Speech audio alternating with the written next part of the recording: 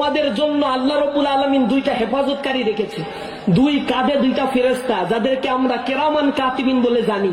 এরা কেরামান কাতিবিন না, কেরামান কাতিবিন মানে হচ্ছে সম্মানিত দুইজন লেখক। এই লেখকগুলো জন্মের পরে যে ঘাড়ে ওঠে আর কিয়ামত পর্যন্ত নামবে না এরকম কোনো বিষয় না। ও সকালে একবার আসে, লিখতে থাকে, মাগরিবের আজান দিলে আবার চলে যায়, আর একজন আসে লিখতে থাকে। কারোর সাথে খাতির করে কোনো লাভ নাই। যে যেখান থেকে লিখে দিয়ে যায়, পরের জন এসে সেইখান থেকে আবার লেখা শুরু করতে পারে। এই আমলনামাগুলো কিয়ামতের ময়দানে আল্লাহ রাব্বুল আলামিন মানুষের হাতে দিয়ে দিবেন। ওয়াকুল্লা ইনসানিন আলজামনাহু তায়রাহু ফি উনুকি ওয়া নুখরিজু লাহু ইয়াওমাল কিয়ামাতি কিতাবান ইয়ালকাহু মানশুরা। সেদিন মানুষের আমলনামা তার হাতে খোলা কিতাব দেয়া হবে। এরপর তাকে বলা হবে, ইকরা কিতাবাকা কাফা বিনাফসিকাল ইয়াওমা আলাইকা হাসিব। তুমি পড়ো তোমার আমলনামা। You are solely capable to read this book. তুমি এই আমলনামা পড়ার জন্য যথেষ্ট। আজকে তোমাকে সহযোগিতা করার মতো কেউ থাকবে না। ওয়ালা তাজিরু ওয়াজিরাতু ইজরা উখরা ওয়া মা কুননা মুআযযিবিনা হাত্তা নাবআসা রাসূলা। কারো আমলনামা কেউ কারো ভার বহন করবে না। তোমার বাবা মা যে এত ভালোবাসে কিয়ামতের ময়দানে চিনবেই না। আল্লাহ বলছেন সেদিন এত কঠিন মুহূর্ত হবে, ইয়াউমা ইয়াফিরুল মারউ মিন আখিহি ওয়া উম্মিহি ওয়া আবিহি ওয়া সাহিবাতি ওয়া বানিহি লিকুল্লি ইমরিইন মিনহুম ইয়াউমা ইযিন শানু ইউগনিহি।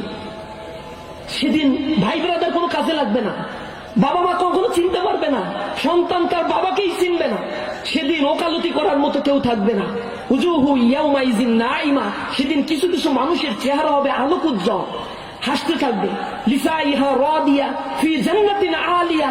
সে এত হাস্যোজ্জ্বল থাকবে, আল্লাহ রাব্বুল আলামিন তাকে জান্নাতের সুসংবাদ শোনাবে।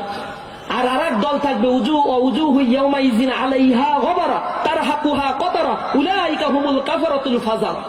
তাদের চেহারা কৃশকায় হয়ে যাবে। এত কঠিন অবস্থা তাদের হবে, জাহান্নামের দিকে নিক্ষেপ করা হবে, পাগলের মতো হয়ে যাবে তারা।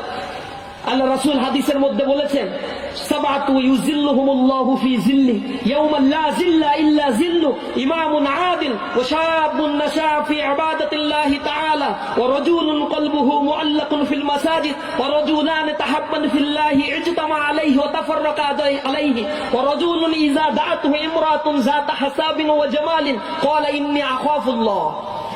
আল্লাহ রাসূল বলেছেন 7 শ্রেণীর লোককে আল্লাহ রাব্বুল আলামিন আরশের ছায়ার নিচে স্থান দিবে। সেদিন আল্লাহর আরশের ছায়া ছাড়া কোনো ছায়া থাকবে না। সূর্য সেদিন 1 বিঘাত উপরে থাকবে, কেউ বলছে 10 হাত উপরে, এর বেশি উপরে কেউ যায় নাই। সূর্য এখন যেখানে আছে বিজ্ঞানীরা বলে তার থেকে যদি 1 ইঞ্চি নিচে নামে তাহলে এই পৃথিবী বসবাসের উপযোগী হবে না, এত গরম হয়ে যাবে। আর যেখানে আছে তার থেকে যদি একটু উপরে উঠে যায়, সেটা একটা নির্দিষ্ট সার্কেলে ঘোরাফেরা করে। সূর্য হচ্ছে সৌরমণ্ডলীকে কেন্দ্র করে এরকম ঘোরাফেরা করছে, সবকিছু প্রত্যেকটা গ্রহ নক্ষত্র ঘুরছে। সূর্য একটা জায়গায় আছে, তাকে কেন্দ্র করে Nova, ANOVA, Uranus, Neptune, Pluto, Vulcan, বৃহস্পতি সবকিছু একটা আরেকটাকে ঘুরছে। This is the solar system. এই সিস্টেমগুলো আল্লাহ রাব্বুল আলামিন তৈরি করে রেখেছে। এটাকে আল্লাহ রাব্বুল আলামিন বলেছেন অকুল্লুল ফালাকি ইয়াসবাহুন। এই যে প্রত্যেকে নিজ নিজ কক্ষপথে অকুল্লু ফি ফালাকি ইয়াসবাহুন পরিভ্রমণ করে, কেউ নাই যে এটাকে আগে পিছে করে দেয়। তো বিজ্ঞানীরা বলছেন যেখানে সূর্য আছে তার থেকে একটু আপ ডাউন করলে পৃথিবী বসবাসের অনুপযোগী হবে, এত হিট হয়ে যাবে এই পৃথিবী। অথচ সেই সূর্য মাথার উপরে থাকবে, মানুষের মাথা টকবক করে ফুটতে থাকবে, জমিন সূর্যের তাবদাহে তামায় পরিণত হবে। এরকম সময় মানুষ ঘর্মাক্ত হয়ে শেষ হয়ে যাবে, টেনশনে থাকবে। সেদিন 7 শ্রেণীর লোককে আল্লাহ তার আরশের ছায়ার নিচে স্থান দিবে। 1 নম্বর হচ্ছে ন্যায়পরায়ণ শাসক।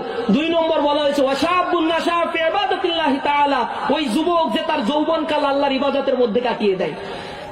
এই সেই যুবকদেরকে আজকে ডেকে ইসলামী ছাত্র শিবির তাদেরকে জীবন দর্শন বোঝানোর চেষ্টা করছে। কর্মীদের যে কাজ, যে রেসপন্সিবিলিটি, এটা আমাদেরকে পালন করার জন্য আজকে এই সমাবেশের আয়োজন করা হয়েছে। আপনাদের কাছে বিনীতভাবে অনুরোধ জানাবো, প্রিয় ভাইয়েরা, আমরা যারা কর্মী হয়ে আসছি 5 ওয়াক্ত নামাজ যেন জামাতের সাথে আদায় করতে পারি। ইসলামী ছাত্র শিবিরের কর্মী মানে দেয়ার